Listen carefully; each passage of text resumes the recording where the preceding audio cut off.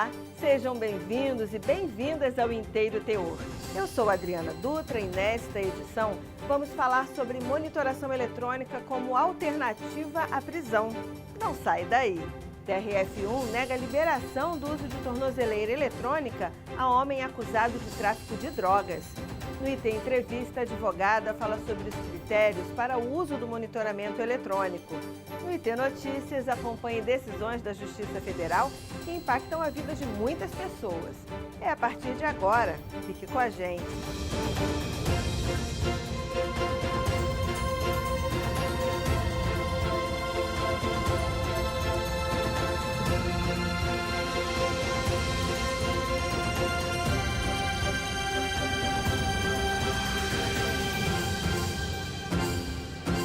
A existência de condições pessoais favoráveis, como ser réu primário, ter bons antecedentes, ocupação lícita e residência fixa, por si só, não garante a liberação do uso de tornozeleira eletrônica. Afinal, a ideia é que o monitoramento sirva como motivação para que o monitorado cumpra suas obrigações legais e não volte a praticar infrações penais, exercendo a função de ressocialização. Depois de passar 2 anos no presídio da Papuda, em Brasília, devido a condenações por roubo e porte de arma, o Gilson decidiu trilhar um caminho diferente, mesmo usando uma tornozeleira eletrônica. Graças ao monitoramento, que é medida alternativa à prisão, ele consegue trabalhar e fazer um novo planejamento de vida. Periodicamente, se apresenta às autoridades para cumprir as exigências legais. Prefiro estar com ela hoje, trabalhando, vim aqui mudar o endereço, estou seguindo os passos de Deus, entendeu? Pretendo ter a minha família de volta, entendeu? Meu filho, minha esposa, e a vida tu continua. Igual eu estou seguindo, eu não uso droga, eu não bebo, eu não faço nada de errado, porque eu estou na presença de Deus e eu estou caminhando. Eu sou autônomo, eu mexo com envelope de carro, envelope de móveis, faço faixa, tenho uma agropecuáriazinha, tenho uma lojinha, entendeu? Sou autônomo, aprendi com meu pai, entendeu? Faço faixa, sou letreiro, instalador de som, tipo um bocado de tudo um pouco eu sei, eu aprendi com meu pai. Quero casar na igreja, eu tô na berça agora, entendeu? Tô na berça, tenho um filho pequeno que eu cuido, entendeu? E seguir em frente, né? Como é que faz? Tu trabalhar, tu progredir, né? Quero ter muitas coisas, entendeu? Porque hoje eu não tenho meu pai, mas se eu mostrar pro meu filho a diferença, ele vai ver diferente de mim. Porque quando Deus tu me levar, ele vai ver, meu pai foi isso, foi aquilo, mas ele se consertou. Entendeu? Eu agradeço muito a Deus por estar aqui hoje, por estar falando nisso. O monitoramento eletrônico pelo uso de tornozeleira passou a ser praticado no Brasil depois da edição da Lei 12.258 de 2010, como alternativa para aliviar o sistema penitenciário brasileiro, ao mesmo tempo em que o Estado mantém o controle do apenado, já que a fiscalização é feita 24 horas. O dispositivo indica a localização do monitorado por meio de GPS e as redes operadoras transmitem os dados a partir de criptografia. Quando há perda do sinal da rede celular, os dados são enviados posteriormente. O monitoramento eletrônico é cabível tanto para prisões cautelares, aquelas que estão acontecendo durante o processo, durante a investigação, e também para prisões que já estão decorrentes de condenação, prisões definitivas. A jurisprudência dos tribunais superiores sempre fala sobre proporcionalidade, adequação, ou seja, vamos supor que seja uma pessoa que é primária, não tem envolvimento em organização criminosa, cometeu um crime de menor gravidade e essa pessoa apresenta um risco de fuga. O monitoramento pode ser super útil nesse caso, porque aí com a geolocalização a gente consegue evitar que essa pessoa fuja sem ter a necessidade de prendê-la. Esse é o caso da prisão cautelar. No caso da prisão definitiva, o monitoramento eletrônico serve como um complemento, como uma ajuda à execução penal. Então a pessoa pode, por exemplo, sair, deixar o presídio temporariamente no regime semiaberto. A pessoa pode estar cumprindo a pena em prisão domiciliar e nessas circunstâncias o monitoramento pode vir a auxiliar o juiz. a fim de não sofrer punições como a revogação do monitoramento eletrônico e a consequente perda do direito à progressão do regime de fechado a semiaberto e aberto e dos benefícios de saída temporária ou prisão domiciliar, o preso que utiliza esse mecanismo de controle precisa cumprir uma série de determinações previstas no artigo 146-C da Lei 12.258, como as recomendações de receber visitas do servidor responsável pela monitoração eletrônica, responder aos seus contatos e cumprir suas orientações e se comprometer a não remover, violar, modificar, danificar de qualquer forma o dispositivo de monitoração eletrônica e também não permitir que outra pessoa faça isso. Dados do Conselho Nacional de Justiça, o CNJ, mostram que o Brasil tem quase 1 milhão de presos. Em 2020, o levantamento mais atual do Departamento Penitenciário Nacional, o DEPEN, revelou que quase 52 mil detentos utilizavam a tornozeleira eletrônica. Além de ajudar a desafogar o sistema penitenciário, o monitoramento favorece a ressocialização, pois possibilita que o apenado volte a estudar e tenha uma capacitação profissional e um trabalho, mantendo o controle do Estado. Contudo, ainda há resistência ao uso do monitoramento eletrônico e as mais diversas alegações chegam à Justiça para tentar justificar a dispensa ao uso do equipamento. Um exemplo disso foi uma ação proposta para a retirada da tornozeleira eletrônica com base no fato de o investigado se sentir constrangido pelo uso do aparelho em seu trabalho como atendente em uma clínica de estética.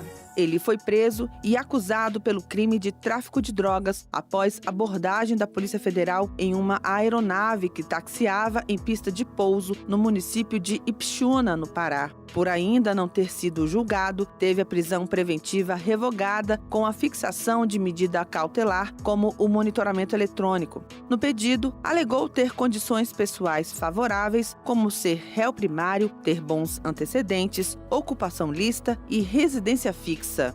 Mas o pedido foi negado pela 4ª Turma do Tribunal Regional Federal da 1ª Região. O relator, desembargador federal Antônio Osvaldo Scarpa, destacou que esses argumentos não justificam a liberação do uso da tornozeleira eletrônica. Para o magistrado, o uso do equipamento atende aos princípios da razoabilidade e da proporcionalidade, e o sentimento de desaprovação pela utilização de monitoramento eletrônico não é o suficiente para afastar a medida adotada em benefício do próprio réu. É óbvio que a pessoa que está utilizando a tornozeleira passa por esse tipo de constrangimento. Agora, o principal aí é a avaliação do risco. O juiz precisa fazer um juízo sobre se há, de fato, um risco de fuga. Nesse caso, por exemplo, era uma justificativa sobre risco de fuga, porque na hora que a pessoa foi ser presa, ela tentou fugir. Se ainda há esse risco de fuga, e esse risco precisa estar fundamentado concretamente, em dados concretos, e na decisão precisa estar bem fundamentado isso, aí a tornozeleira, por mais que ela cause esse estigma, ela é preferível a essa pessoa ser encarcerada.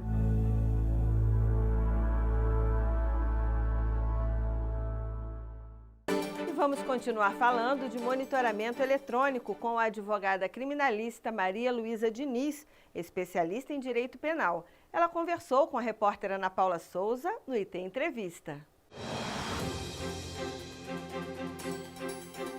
Doutora Maria Luísa, nós vimos na reportagem que a Lei 12.598 trouxe alterações nas normas penais sobre monitoramento eletrônico. Como ficaram estabelecidos esses critérios para o uso da tornozeleira por um detento? Atualmente, o monitoramento está previsto no Código de Processo Penal, na parte de medidas cautelares alternativas, e na Lei de Execuções Penais também está previsto, principalmente para essas hipóteses de saída temporária, de regime domiciliar, mas, ainda é um recurso que tem sido utilizado timidamente. Principalmente porque, infelizmente, o Estado ainda não tem muitos recursos para disponibilizar a tornozeleira para todo mundo que precisa. Apesar dele estar previsto legalmente, ainda é uma coisa que está começando no Brasil. E como é a avaliação para se determinar o uso de tornozeleira eletrônica, seja em prisão cautelar ou em cumprimento de pena? Para a prisão cautelar, em primeiro lugar, é preciso entender que é uma substituição, ou seja, é preciso que haja que existam os requisitos para a prisão em si. E quais são eles? Em primeiro lugar, a pessoa precisa ter cometido um crime que é apenado com prisão, porque se a pessoa tiver cometido um delito penal que é apenado somente com multa, não cabe a prisão cautelar. Além disso, é importante que existam indícios da materialidade do crime, do cometimento do crime, né, da existência do fato e da autoria. Mas o principal, a cereja do bolo da prisão cautelar, é basicamente o risco. Que risco? O risco de reiteração delitiva, de destruição de provas, de coação de testemunhas, de fuga. É preciso que haja esse risco para que a prisão seja cabível. Bom, existindo todos esses requisitos, o juiz pode decretar tanto a prisão, como ele também pode decretar medidas cautelares alternativas, substitutivas à prisão, que são menos severas que a prisão. E quando que isso ocorre? A lei dá uma margem muito grande de liberdade para o juiz fazer uma avaliação do caso concreto.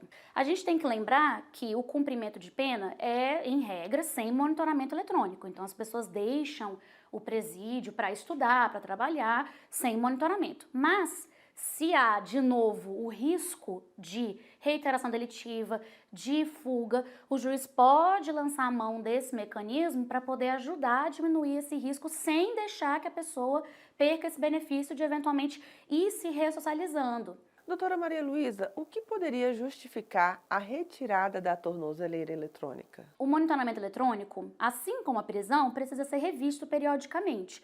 O juiz não pode simplesmente decretar e esquecer dessa pessoa com monitoramento. Quando a prisão é cautelar e a tornozeleira vem como substituto à prisão cautelar, essa revisão precisa ser feita de 90 em 90 dias. Quando a gente está falando, por exemplo, sobre prisões definitivas que estão sendo cumpridas no regime domiciliar, por exemplo, uma pessoa muito enferma que precisa estar em regime domiciliar, essa revisão da tornozeleira precisa ser feita de 180 em 180 dias, até 180 dias. Nesses momentos em que a tornozeleira é revisitada, os requisitos para ela são revisitados, as circunstâncias fáticas podem ter mudado. As circunstâncias da própria pessoa que está sendo monitorada podem ter mudado. E aí, o juiz pode entender que não há mais aquele risco. O risco de reiteração, ou o risco de fuga, ou o risco de destruição de provas, e entender que já não cabe mais a tornozeleira. E qual a importância do uso da tornozeleira na ressocialização do detento? Se a pessoa tem direito a sair da cadeia para poder trabalhar, para poder estudar, sem o monitoramento, essa deve ser a regra. Porque, na verdade, o benefício ele é anterior ao monitoramento. É só se essa pessoa, na hora que ela for sair, ela apresentar algum risco. Vamos supor que seja uma pessoa que está cumprindo pena, mas que é envolvida com organização criminosa. Existe um risco dessa pessoa eventualmente, por exemplo, reiterar. Aí a gente usa o monitoramento eletrônico. Mas a ressocialização não decorre especificamente do monitoramento, mas do próprio sistema de penas que a gente tem, que vai reinserindo a pessoa aos poucos. Por isso que a gente tem primeiro o regime fechado, depois o regime semiaberto, depois o regime aberto, para permitir essa reinserção da pessoa no mercado de trabalho, na sua família, no seu convívio comunitário, esse tipo de coisa. Doutora Maria Luísa, eu gostaria de agradecer a sua participação aqui conosco no IT Entrevista. Eu que agradeço. Muito obrigada.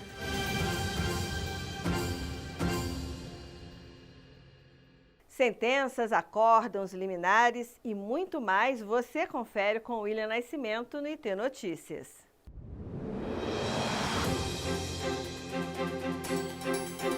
Um estudante do 6º semestre de medicina saiu de uma faculdade no estado do Pará e tentou se matricular em outra do mesmo grupo em Tocantins.